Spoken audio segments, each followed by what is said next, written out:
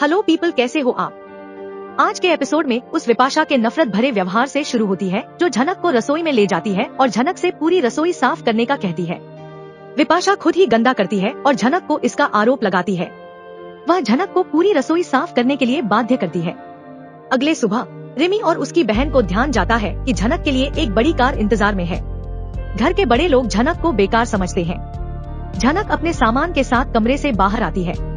जब शुभा और तनुजा को पता चलता है कि झनक 2 दिनों के लिए घर के बाहर रहेगी तो वह उनके प्रति नाराज होते हैं। वे झनक को अपमानित भी करते हैं।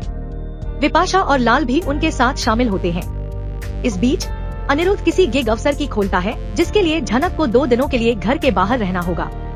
जब अंजना झनक के लिए स्थिति लेती है तो शुभा और तनुजा दोनों ही नौकरानी के पक्ष में जाते हैं क्योंकि वह एक नौकरानी के पक्ष में खड़ी है। अंजना फिल्मी दिखाती है कि झनक की मासूमियत का प्रमाण है। लाल इल्जाम लगाता है कि अंजना ने इस घर को 2 भागों में बांट दिया है।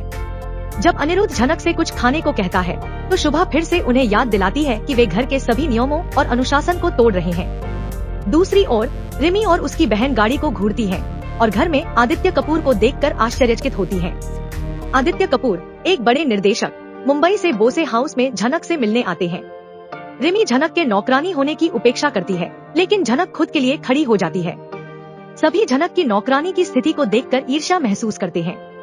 झनक का आशा करना है कि वह घरेलू काम करने के लिए पैसे नहीं लेती। आदित्य कपूर को झनक की सुंदरता देखकर अचंभित होता है। अनिरुद्ध झनक के लिए चिंतित होते हैं। वह संदेह करते हैं कि क्या वह चमकीले दुनिया में आगे बढ़कर अपनी मासूमियत खो देगी। अनिरुद्ध टीम से अनुरोध करते हैं कि वे झनक का ध्यान रखें। वे यह सुनिश्चित करते हैं कि झनक के लिए सब कुछ होगा। विपाशा और रिमी योजना बनाती हैं कि झनक की असली पहचान को प्रकट करें ताकि वह प्रसिद्ध अभिनेता के सामने शर्मिंदा हो जाए और ऑफर रद्द कर दे। विपाशा और मिमी आदित्य कपूर के साथ सेल्फी लेने बाहर आते हैं। वे यह भी खोलते हैं कि झनक घर की नौकरानी है। निर्देशक इस सच्चाई को सुनकर पूरी तरह से चौंक जाते हैं। अनिरुद्ध अपने आप में असुरक्षा महसूस करते हैं और झनक को खोने का डर होता है। जब वह उसे कार में बैठने के लिए कहता है तो झनक पहले निर्देशक का इंतजार करने की पसंद करती है लेकिन अनी उन्हें करके सीट पर बैठने के लिए दबाव बनाता है। एपिसोड समाप्त होता है। कैसी लगी आपको हमारी आज की अपडेट?